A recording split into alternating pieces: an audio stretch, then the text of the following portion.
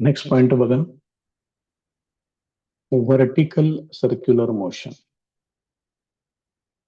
याच्या आधी आपण कोनिकल पेंडुलम मध्ये हॉरिझॉन्टल सर्क्युलर मोशन बघितलेलं होतं, ज्याच्यामध्ये जमिनीच्या पातळीला ते सर्क्युलर मोशनचं प्लेन तुम्हाला बघायला मिळेल. आता आहे व्हर्टिकल सर्क्युलर मोशन. याचा अर्थ जमिनीच्या पातळीला ही सर्क्युलर मोशन परपेंडिक्युलर असेल. तर याच्यामध्ये परत दोन प्रकार त्यांनी सांगितलेले आहेत. Two types of vertical circular motions, they are commonly observed in practice. First type आहे कंट्रोल्ड व्हर्टिकल सर्क्युलर मोशन. म्हणजे या व्हर्टिकल सर्क्युलर मोशनला तुम्ही कंट्रोल करू शकताय. त्याचं एक्झाम्पल सुद्धा दिलेलं आहे पुढे तिने, such as giant wheel or similar games. जे यात्रेमध्ये जत्रेमध्ये जे मोठं चक्र येतं जायंट व्हील, त्याच्यामध्ये आपण बसून ते वरती खाली असं मूव्ह होतं, ते giant wheel. In this case speed is either kept constant. याच्यामध्ये स्पीड कॉन्स्टंट ठेवता येतं, कमी जास्त करता येतं, ते त्यांच्या त्यांच्या पद्धतीने ते कंट्रोल करतात. Or not totally controlled by gravity. फक्त ग्रॅव्हिटीवरती डिपेंडंट ते नसतं. तर त्याला पाहिजे तेव्हा आपण त्याला स्पीड देऊ शकतो, पाहिजे तेव्हा त्याला ब्रेक्स लावून ते स्पीड कमी पण करता येतं.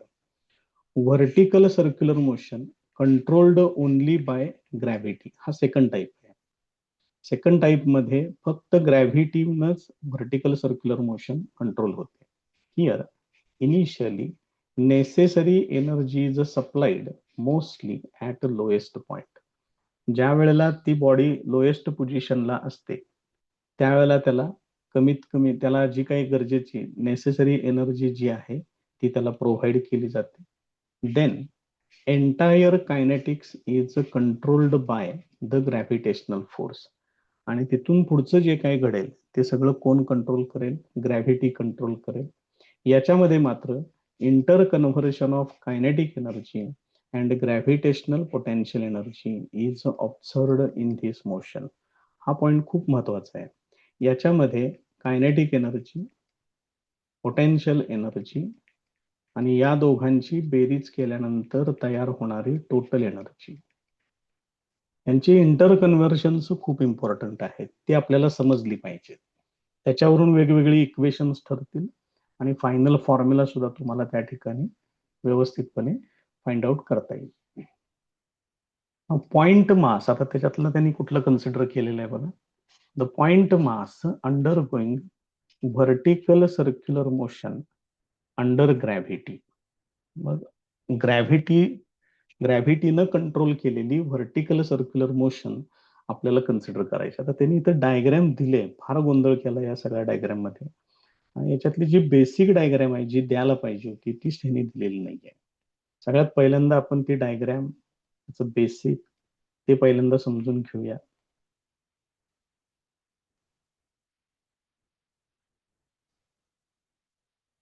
थोडस मोठी डायग्रॅम काढतोय मी या ठिकाणी, तर मला त्याच्यात सगळे कॉम्पोनंट्स वगैरे सगळे व्यवस्थित दाखवायचे आहेत.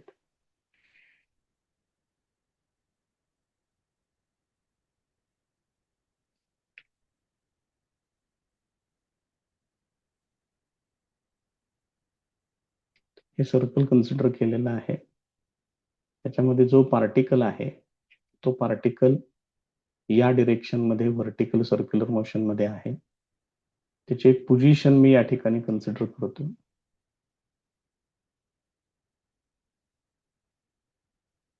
या ठिकाणी तो पार्टिकल मी कन्सिडर करतो. ठीक आहे. With respect to this vertical मी इथं ए कन्सिडर करतोय, इथं पॉइंट बी कन्सिडर करतोय, नंतर पॉइंट आपण बदलणार आहे ते. आता या व्हर्टिकल बरोबर केलेला जो अँगल आहे तो अँगल इथं थीटा कन्सिडर करायचा. मग ही जी स्ट्रिंग आहे, मी जरा कंटिन्युअस लाईन दाखवतोय. या स्ट्रिंग मधलं टेन्शन ते मी इथं दाखवतो. ते असणार आहे कॅपिटल टी. हा अँगल थीटा आहे. इथं तो पार्टिकल आहे, त्याचं मास कन्सिडर करतोय एम, त्यामुळे वेट तयार होणार एम जी. हे वेट एम जी हे डाऊनवर्ड डिरेक्शन मध्ये ऍक्ट होईल.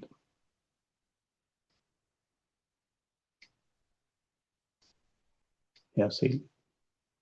आता ही लाईन ओ ए आणि ही एमजे ची लाईन, ही पॅरलल आहे, त्यामुळे हा जर अँगल थिटा असेल तर हा पण अँगल थिटा असणार. मग याचे दोन कॉम्पोनंट्स मला फाइंड आउट करायचे आहेत. एक इकडे घेतलेला आहे, दुसरा कॉम्पोनंट मी इकडे कन्सिडर करतो.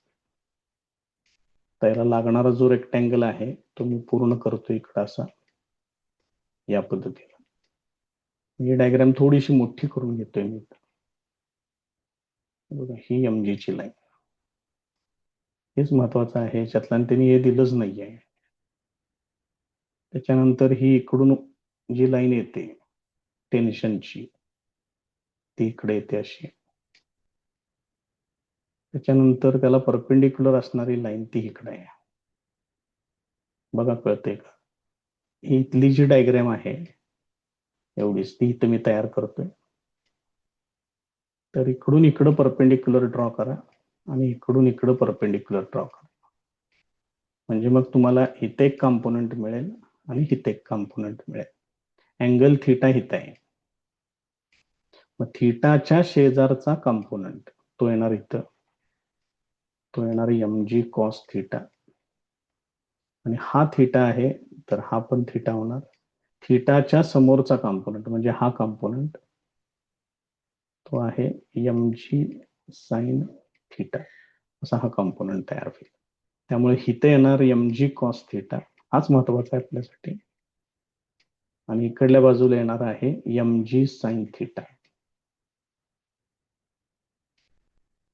आता होतं कसं, एम जी कॉस थिटा इकडे आहे, अवे फ्रॉम द सेंटर आहे, आणि tension T towards the centre आहे. म्हणजे ह्याच्यामध्ये जर मी टेन्शन टी जर दाखवला तर तो असा आहे. हे टेन्शन टी आणि M G cos theta exactly opposite to each other आहेत. त्यामुळे मग ह्यांचा रिझल्टंट किती होणार? T minus M G cos theta is equal to, इथं टेन्शन जास्त असते त्यामुळे इकडला रिझल्टंट राहणार डिरेक्टेड टुवर्ड्स सेंटर, म्हणजेच तो सेंट्रीपिटल फोर्स म्हणून ऍक्ट होणार. हे याच्यातलं अतिशय महत्वाचं असं इक्वेशन आहे. इक्वेशन बघा काय आहे ते, T minus M G cos theta is equal to M V square upon R, असे इक्वेशन. आता याच्यामध्ये आपण वेगवेगळ्या पोझिशन्स कन्सिडर करूया. जर तुम्ही लोएस्ट पॉइंट कन्सिडर केला, म्हणजे आता या डायग्राम मध्ये ए आहे बघा इथं, तर हा जो थिटा आपण दाखवलेला आहे इथं, हा थिटा, हा पार्टिकल इथे येणार. म्हणजे तशा परिस्थितीत तुम्हाला थिटा इक्वल टू 0 डिग्री घ्यावं लागेल. थिटा जर तुम्ही 0 डिग्री घेतला तर कॉस थिटा ते येणार 1. त्यामुळे हे इक्वेशन काय होणार? T minus M G is equal to M A square upon R असं येणार. हेच जर तुम्ही हायेस्ट पॉइंटला गेलात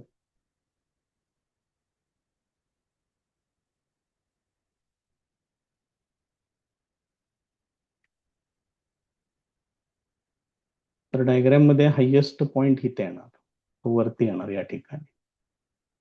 मग इथं मी ए आणि बी ऑलरेडी वापरले, इथं सी कन्सिडर करतोय, इथं टेम्पररीली डी कन्सिडर करतोय. तर त्यावेळेला अँगल किती होईल फक्त बघा, एवढा अँगल तुम्हाला घ्यावा लागेल, म्हणजे 180 डिग्री घ्यावा लागेल.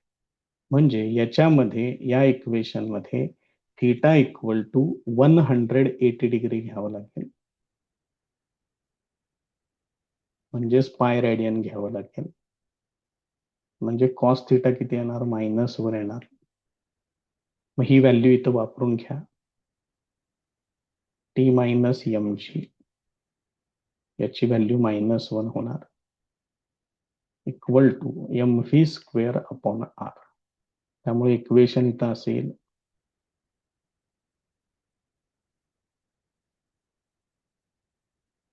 मग त्यांनी काय केलेलं आहे, ही डायरेक्ट इक्वेशन्स वापरलेत. लोएस्ट पॉइंटला असं आहे आणि हायेस्ट पॉइंटला असं आहे.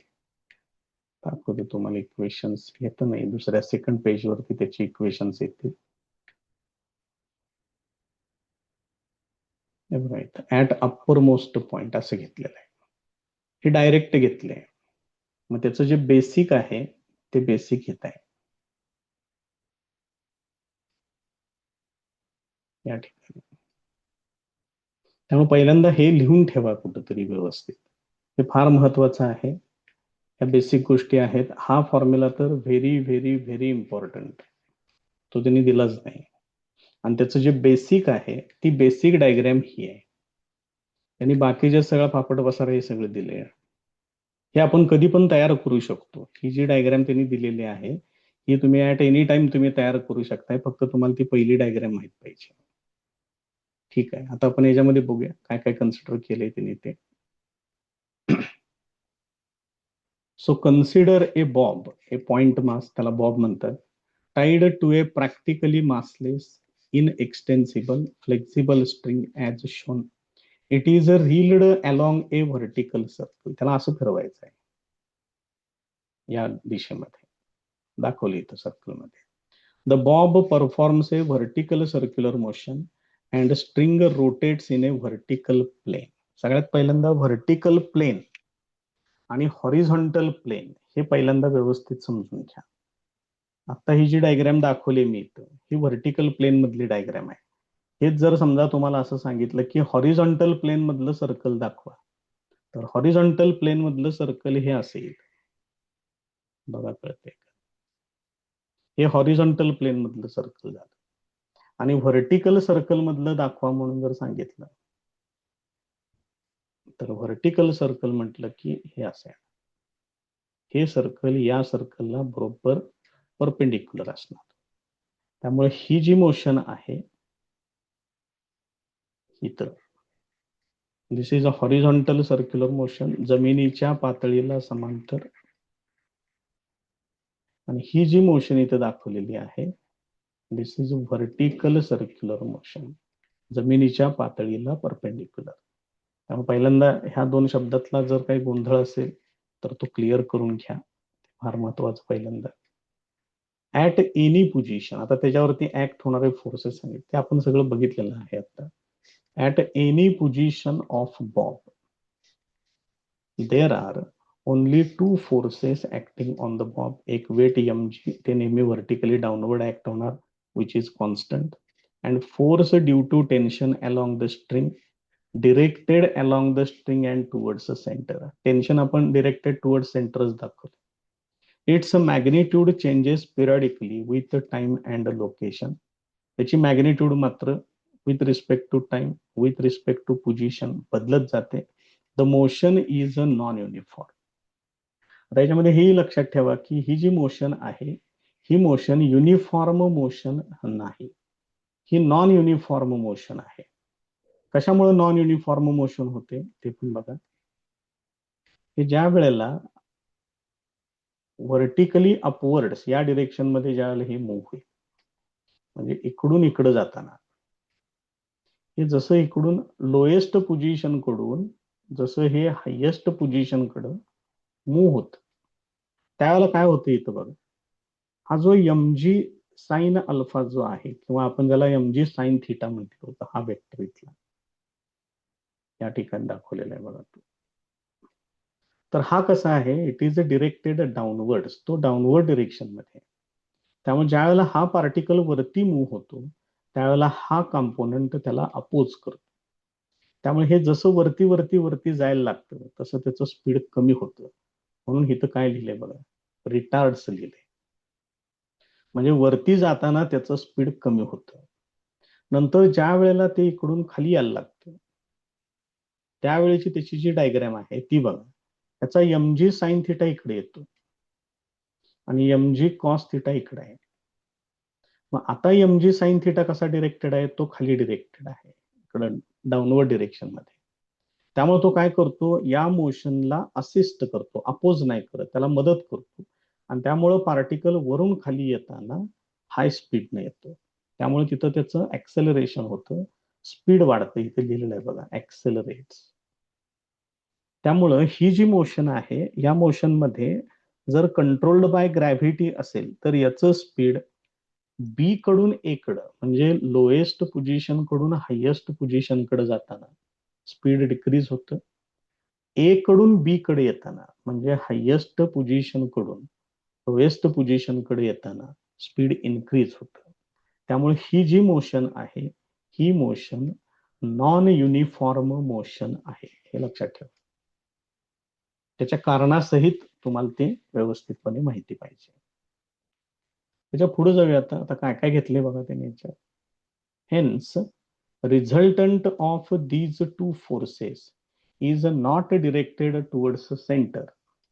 त्यामुळे आता हे जे दोन फोर्सेस जे सांगितले म्हणजे तो एम जी वेट आणि टेन्शन टी यांचे जे रिझल्टंट आहेत ते प्रत्येक वेळेला डिरेक्टेड टुवर्ड्स सेंटर नसतात. मग ते कुठं डिरेक्टेड टुवर्ड्स सेंटर असतात? फक्त at upper most and lower most positions of Bob. बघूया आपण त्याला. बघा या ठिकाणी या डायग्राम मध्ये आहे ते. हे जे फोर्सेस आहेत एक्झॅक्टली डिरेक्टेड टुवर्ड्स सेंटर. इथं टेन्शन इकडल्या बाजूला, एम जी डाऊनवर्ड डिरेक्शन मध्ये. एम जी नेहमी डाऊनवर्ड डिरेक्शन मध्येच असणार. टेन्शन फक्त इकडं. Direct tension directed towards centre या दोनच ठिकाणी असतं, सी आणि डी च्या ठिकाणी. बघा लक्षात येते का? तेच त्यांनी आता इथं वाक्य सांगितलं. So resultant of these two forces is not directed towards the center except at uppermost and lowermost positions of ball. ह्या दोघांचं रिझल्टंट कुठलं? टेन्शन आणि एमजीचं, त्याच्याबद्दल सांगितले तिने. कारण इथं टेन्शन राईट आहे, एमजी डाऊनवर्ड्स आहे. तिथं tension directed towards centre towards left आहे आणि एमजी डाऊनवर्ड्स आहे. इथं बघा ऍट टॉपमोस्ट पोझिशन ह्या दोन फोर्सेसचं रिझल्टंट म्हणतात ते. या दोन फोर्सेसचं अप्पर मोस्ट पोझिशनला जर तुम्ही बघितलं तर टीए आणि एमजी दोन्ही पण डिरेक्टेड टुवर्ड सेंटर आहेत. आणि इथं मात्र पॉइंट बी च्या ठिकाणी मात्र टेन्शन आणि एमजी ह्या दोघांचा रिझल्टंट सुद्धा डिरेक्टेड टुवर्ड्स सेंटर आहे.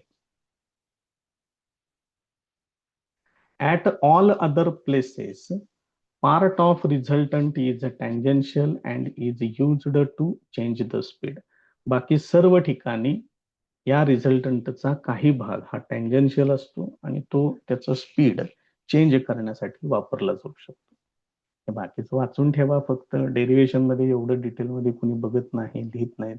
महत्वाचे फॉर्म्युले वगैरे जे लागणार आहे त्याच्यातले ते तयार करूया पहिल्यांदा.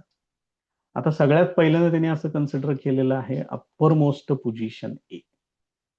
मग या ठिकाणी काय म्हटले बघा, both weight M G and force due to tension T A are downwards, that is towards the centre.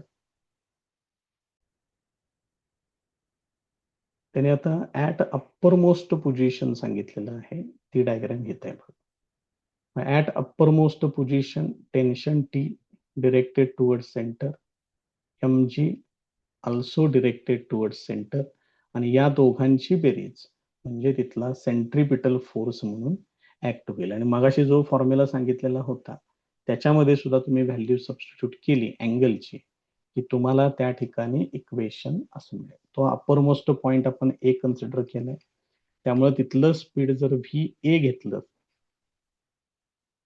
Radius circular मोशनची small R तीच काय असणार आहे, लेंथ ऑफ स्ट्रिंग असणार आहे.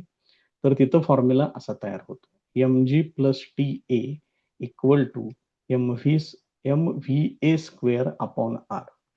1-2 मिनिटं आपण तो मगाच्या फॉर्म्युल्यानं तसंच बरोबर तयार होते का ते पण चेक करूया. आपला बेसिक फॉर्म्युला असा होता, T minus M G cos theta is equal to M V square upon R. मग at point A highest point आहे तो, त्या ठिकाणी थिटा येणार 180 डिग्री म्हणजेच पाय रेडियन्स येणार. त्यानंतर तिथलं स्पीड घ्यायचं आहे व्ही ए, या व्हॅल्यूज याच्यामध्ये वापरतोय मी. मग थिटा जर 180 डिग्री असेल तर कॉस थिटा म्हणजे कॉस पाय ते येणार -1 T minus M G into -1 is equal to M V A square upon R. त्याच्यानुसार हे टी प्लस एम जी होणार इथं is equal to M V A square upon R. असं equation तयार होते. तेच इक्वेशन इथं घेतलेलं आहे. त्यांनी हे डायरेक्ट घेतलंय. तर बघा कशा पद्धतीने डायरेक्ट आहे त्याचे प्रूफ काय आहे ते. त्यामुळे हे असं इक्वेशन येईल. यालाच तुम्ही असं मांडून घेतलं तरी चालतंय. T A plus M G. म्हणजे थोडस आपल्या इक्वेशन प्रमाणे असलं की जरा बरं जात आहे. काय फारसा त्रास काही होत नाही. मग त्याच्यानंतर पुढे काय म्हटले बघा, ही इथली महत्वाची condition. For minimum possible speed at this point that is motion with minimum possible energy, this TA should be equal to 0. हा TA जो आहे तो शून्य घ्यायचा. म्हणजे त्या वेळेला त्या स्ट्रिंग मधलं टेन्शन हे शून्य कन्सिडर करायचं. ही याच्यातली महत्वाची कंडिशन आहे. कारण तुमचा पहिला जो फॉर्म्युला मिळतो तो हितच मिळतो. हे जर TA तुम्ही जर शून्य केलं तर हे काढून टाकायचं नाही. हे एवढं शिल्लक राहील. हे एवढं सोडवायचं आहे. मग ह्याच्यात काय होणार, एम ला एम कॅन्सल होईल. मग व्ही ए स्क्वेअर काय येणार, व्ही ए चा square is equal to R G येणार. मग त्याच्यावरून व्ही ए काढायचं आहे. याचं वर्गमूळ घ्या फक्त. हा फॉर्म्युला येतो त्याचा. हे त्याचं ऍट हायेस्ट पोझिशन असलेलं मिनिमम स्पीड. Very important. आता तिथून यायचं आहे डायरेक्ट लोअर मोस्ट पोझिशनला यायचं आहे. मग लोअर मोस्ट पोझिशन साठी आपलं जे इक्वेशन आहे ते परत एकदा इक्वेशन बघा. हे इक्वेशन होतं आपलं बेसिक या ठिकाणी. मग लोअर मोस्ट पोझिशन म्हणजे आता तो पार्टिकल तुम्हाला हिथं घ्यावा लागेल. बघा लक्षात येते का. मग जर त्याला हिथं घ्यायचं असेल तर आपण डायग्राम मध्ये याच्या आधीची जी आपण डायग्राम बघितली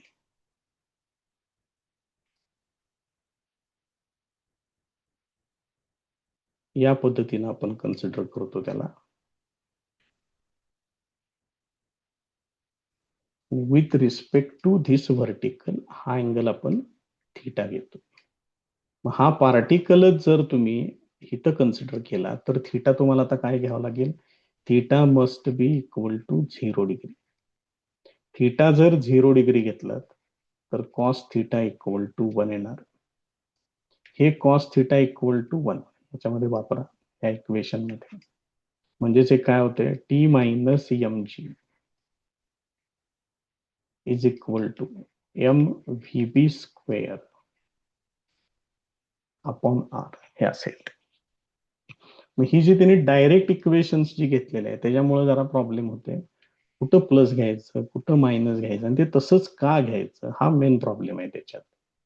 आता इथं ते तुमच्या लक्षात येईल कशा पद्धतीने घ्यायचं आहे ते. त्यामुळं पाठांतर करावं लागणार नाही, प्रॉपरली अंडरस्टँड करून घ्या. Now at lower most position B, force due to tension TB is vertically upwards, that is towards center and opposite to mg.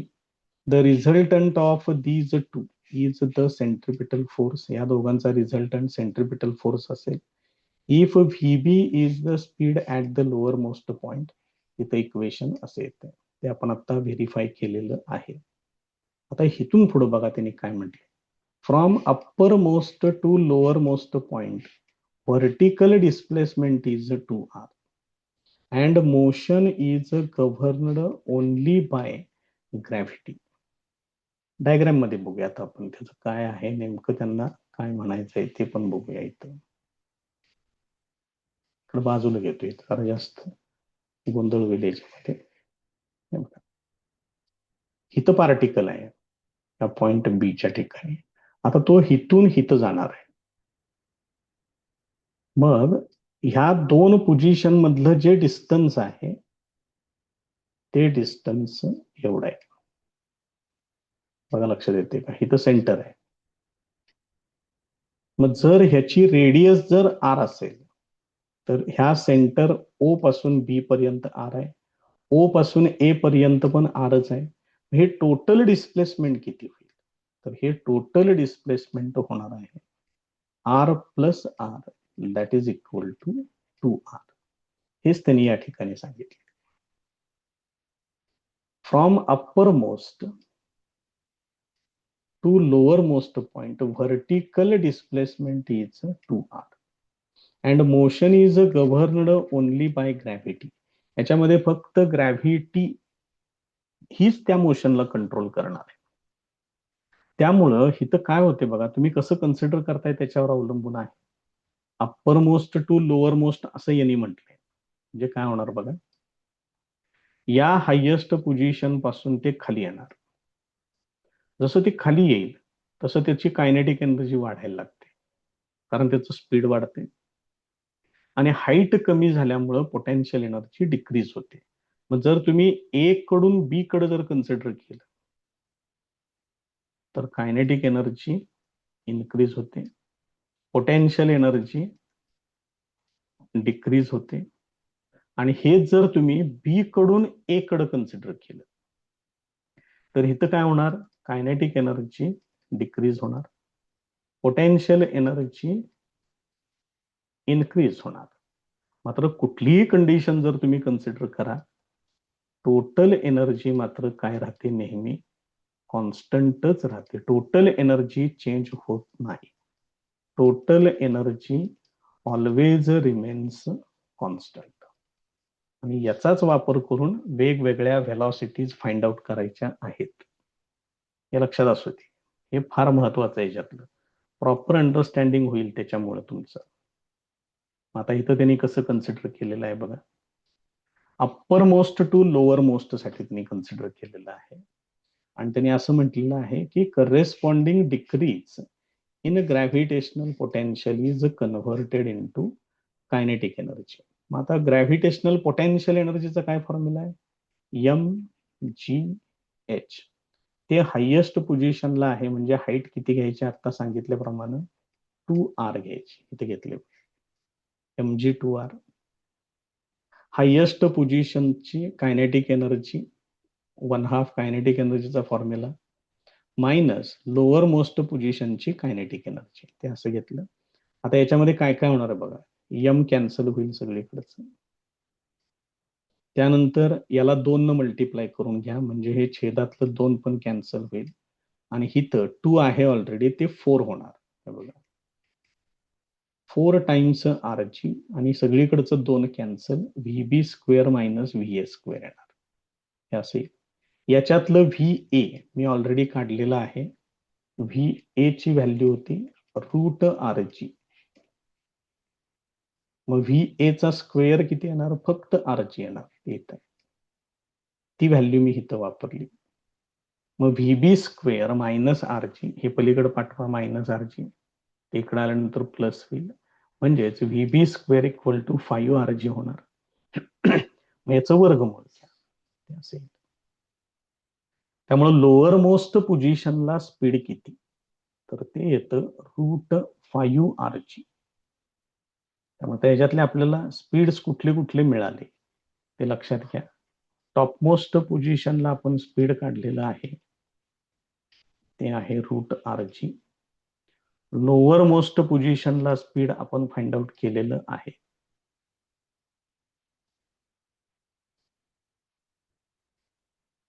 ते आहे रूट 5 आर जी. वापरायचं आहे काय त्याच्यासाठी, टोटल एनर्जीचा फॉर्म्युला वापरायचा आहे. It always remains constant. Kinetic energy plus potential energy always remains constant, हे basic त्याच्यामध्ये यूज करायचं आहे. हे 2 फॉर्म्युले तयार झाले. आता त्यांनी काय केलेलं आहे बघा, इथं सबट्रॅक्टिंग 1 फ्रॉम 3 म्हटले. आता जरा हे शोधूयात 1 आणि 3 कुठं आहेत. ते तयार आहे सगळं आमच्याकडे, फक्त आता ते व्यवस्थित एकत्र मांडून घेतलं पाहिजे मला. हे बघा, पहिलं इक्वेशन इथं आहे या ठिकाणी. मग हे आपण अगदी सुरुवातीला पण घेतलेलं होतं.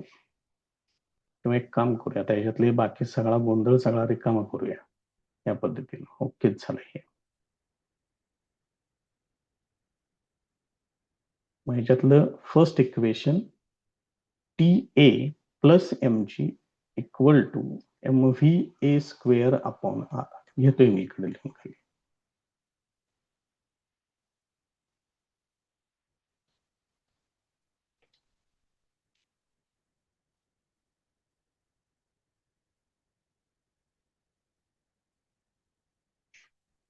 हे तुमचं इक्वेशन नंबर 1 आहे.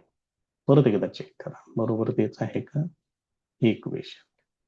आणि इक्वेशन नंबर 3 एक पाहिजे, ते हित आहे. ते काय आहे, टीबी मायनस एम जी असं आहे ते.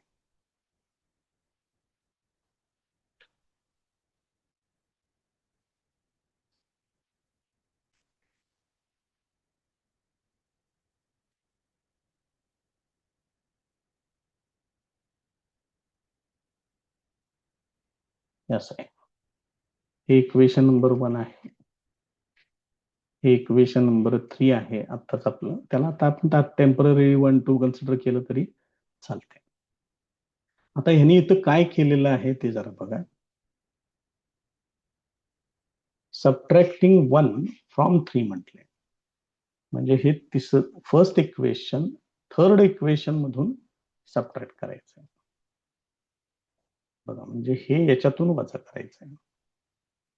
कसं होणार, टीबी मायनस टी ए येणार.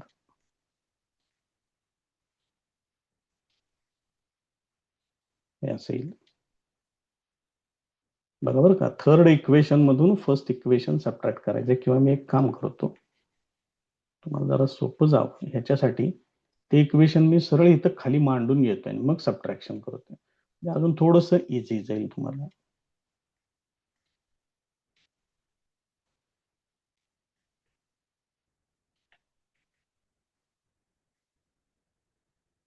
असे आता बघा बरं, आता सबट्रॅक्शन करायला बरं जाईल. टीबी मायनस टी ए येणार इथं, मायनस एम जी ते होणार -2 mg. आता या दोघांची सबट्रॅक्शन करायचे. याच्यातून एम अपॉन आर हे कॉमन घेतोय. शिल्लक काय राहते बघा, V square minus V A square एवढं शिल्लक राहील. बघा बरं, त्यांनी पण तसंच घेतलंय का, या पद्धतीने घेतलेलं आहे. बघा लक्षात येते का. आता आपल्याकडे यांच्या व्हॅल्यूज तयार आहेत. व्ही बी ची व्हॅल्यू बघा √5r जी आहे, आणि व्ही ए ची व्हॅल्यू √r जी आहे. हे वापरूया त्या ठिकाणी. व्ही बी √5r जी, 1-2 मिनिटं हे इकडे तसंच राहू दे.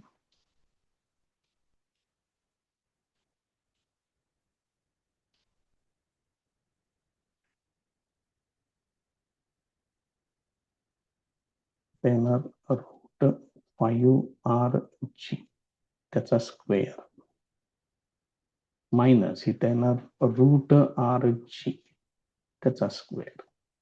हे असेल. therefore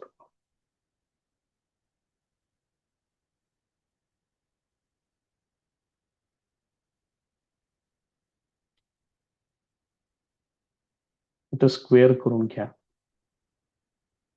5r जी मायनस आर जी होणार, म्हणजेच हे किती येणार, एम अपॉन आर.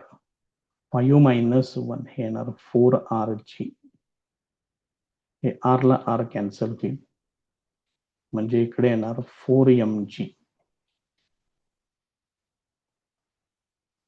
आता याची डावी बाजू जी आहे ती इकडे लिहितोय.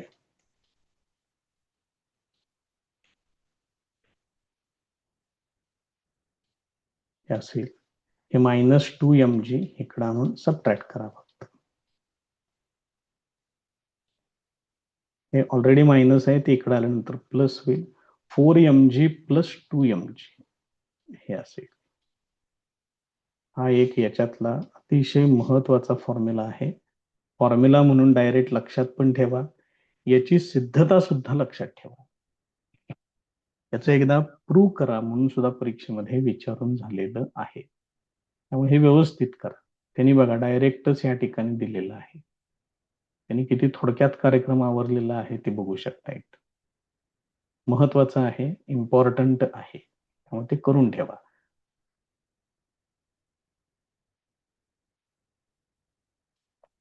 तर त्याच्या पुढे जाऊयात आपण.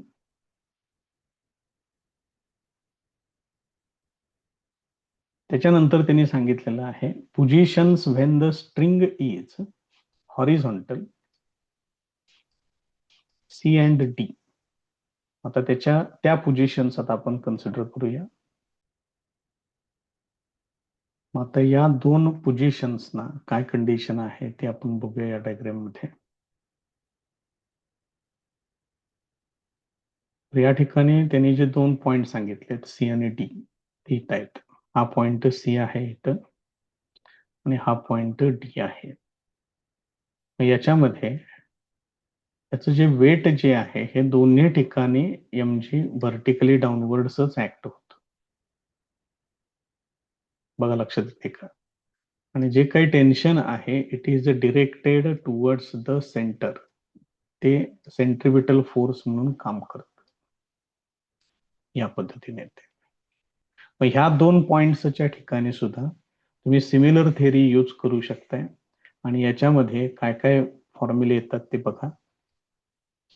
Force due to tension is the only force towards the centre and weight M G is perpendicular to the tension. आता आपण डायग्राम मध्ये बघितले. Thus, force due to tension is the centripetal force used to change direction of velocity, and weight mg is used only to change the speed. त्यामुळे जे force due to tension आहे ते centripetal force म्हणून act होतं. ते व्हेलॉसिटीची direction बदलतं आणि weight mg त्याचं स्पीड चेंज करतं. So similarly it can be proved that. आता इथली रिलेशन्स लक्षात घ्या. टी सी मायनस ए आणि टी डी मायनस ए हे येतं 3mg. आणि सी आणि डी या दोन्ही ठिकाणी तुम्हाला मिनिमम स्पीड मिळतं √3rg. हे लक्षात ठेवा, हे फॉर्म्युला लक्षात ठेवा.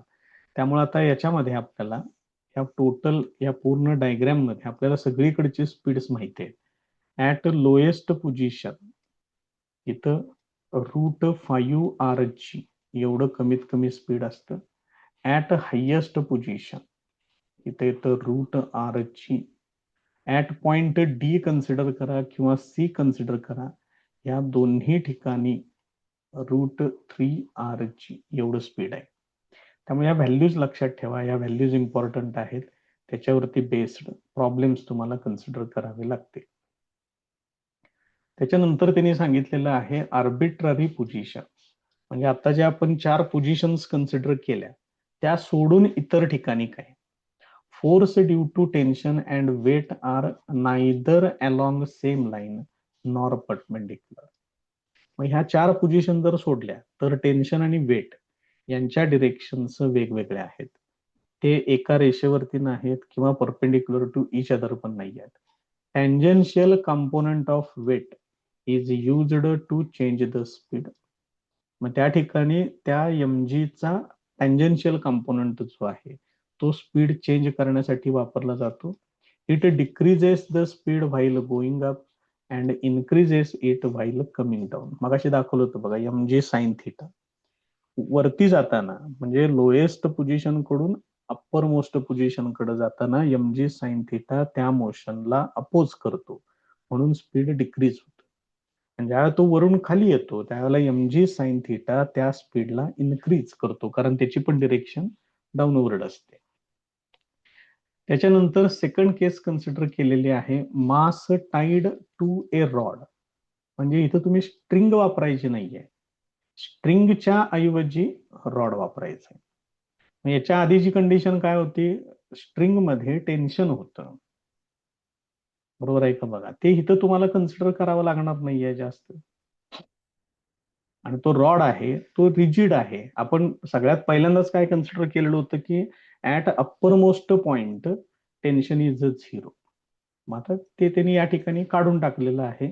काय म्हटले बघा, The basic difference between a rod and string is that string needs some tension at all points, including uppermost point. म्हणजे स्ट्रिंगला त्या स्ट्रिंग मध्ये काहीतरी टेन्शन असणं गरजेचं होतं, त्याशिवाय ती रेडियस मेंटेन होणार नाही. तशी कंडिशन रॉडच्या बाबतीत येत नाही. Thus a certain minimum speed root R G is necessary at upper most point for a string. त्यामुळे एक ठराविक मिनिमम स्पीड हे अप्पर मोस्ट पॉइंटला असणं गरजेचं आहे, आणि ते किती होतं, root R G. But for a rod it is rigid, hence such a condition is not necessary. रॉडसाठी अशी कंडिशन ठेवायची काही गरज नाही. Practically zero speed is possible at the upper most point. त्यामुळे at the upper most point zero speed सुद्धा शक्य आहे. त्याच्यामुळे यांचे फॉर्म्युले बदलतात.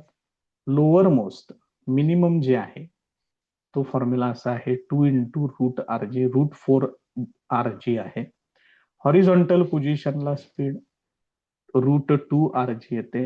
अप्पर मोस्ट पोझिशनला स्पीड 0. हे लक्षात ठेवा. याच्यामध्ये किरकोळ चेंजेस होतात. हा फॉर्म्युला मात्र तसाच राहतो. लोअर मोस्ट पोझिशनचं टेन्शन मायनस अप्पर मोस्ट पोझिशनचं टेन्शन हे किती येतं, 6 mg येतं. त्यामुळे या फॉर्म्युल्यामध्ये काही बदल नाहीये. बाकीचे फॉर्म्युले तेवढे चेंज होतात, ते तेवढे जरा व्यवस्थितपणे लक्षात ठेवा. नेक्स्ट पॉइंट बघा आता याच्यातला, स्पियर ऑफ डेथ. याचं साधारणपणे वर्किंग जे आहे ते आपण जे व्हर्टिकल मोशन जे कन्सिडर केले स्ट्रिंगचे, साधारणपणे त्याच पद्धतीने आहे. The dynamics of vertical circular motion in sphere of death is the same as that of the point mass tied to the string, except that the force due to tension T is replaced by the normal reaction force N. म्हणजे जे string मधलं जे tension T आहे त्याच्याऐवजी normal reaction N consider करायचे आहे. बाकी सगळे फॉर्म्युले तेच कन्सिडर करायचे आहेत. Minimum speed at lowest position root 5 R g, at highest position root R g, at horizontal position root 3 r g. हेच फॉर्म्युले त्या ठिकाणी यूज करायचे आहेत. त्याच्यानंतरचा पॉइंट बघा, vehicle at the top of convex over bridge. म्हणजे जर तो ब्रिज या फॉर्मॅटमध्ये एक्झॅक्टली एवढा असा कधी नसतो, तर तो साधारणपणे असा असतो दिसायला तो ब्रिज. या पद्धतीने तुम्ही कन्सिडर करू शकताय त्याला. त्यांनी असं दाखवलेलं आहे, म्हणजे त्याला सर्कलचा पार्ट त्या ठिकाणी तयार केलेला आहे, म्हणजे रेडियस वगैरे कन्सिडर करता येतं. अशा परिस्थितीमध्ये इथं फोर्सेस दाखवले आहेत, नॉर्मल रिएक्शन एन दाखवले, एम जी दाखवलंय, सेंटर या पद्धतीनं कन्सिडर केलेलं आहे. याने बघा काय काय म्हटले. So figure shows a vehicle at the top of a convex over bridge. Forces acting weight mg, normal reaction n, both along vertical line at the topmost position. या पोझिशन मध्ये व्हर्टिकल लाईन वरतीच हे दोन्ही forces आहेत. N आहे तो upward आहे, mg आहे तो डाऊनवर्ड आहे. The resultant of these two must provide necessary centripetal force vertically downwards if vehicle is at uppermost position. अशा परिस्थितीमध्ये ह्या दोघांचा जो रिझल्टंट असेल त्यानं नेसेसरी सेंट्रिपिटल फोर्स प्रोव्हाइड केला पाहिजे. तुम्ही जर ही डायग्राम काळजीपूर्वक जर बघितली तर याचा सेंटर इकडे आहे, त्यामुळे रिझल्टंट फोर्स इकडे तयार झाला पाहिजे. त्यामुळे साहजिकच हे mg जे आहे it must be greater than N असं पाहिजे. त्यामुळं इथं काय येणार, mg minus N equal to mv square upon R हे असेल. बघा लक्षात येते का. मग ज्या वेळेला अगदी मिनिमम स्पीड आपल्याला अशा पद्धतीने ठेवायचं आहे की फक्त ही व्हेइकल या रोड सरफेसच्या कॉन्टॅक्ट मध्ये फक्त राहिली पाहिजे. So for just maintaining contact n equal to 0. हे जर तुम्ही n इक्वल टू 0 जर घेतलं तर इथं इक्वेशन येते mg equal to mv square upon r. त्याच्यातलं m ला m कॅन्सल होईल, त्यामुळे v square equal to R G येणार. त्याच्यावरून v equal to root R g असा फॉर्म्युला येईल. तोच इथे घेतलेला आहे. मात्र जर ते स्पीड प्रॉपरली मेंटेन झालं नाही आणि यापेक्षा जास्त स्पीडनं जर ती व्हेकल जर मूव्ह झाली तर हे असं सरळ येणार नाही इकडं खाली. ह्याच्यापेक्षा हायेस्ट स्पीडनं जर तुम्ही घेतलं तर हे डायरेक्ट इकडं वरती जाणार. लक्षात ठेवा काय होणार आहे ते.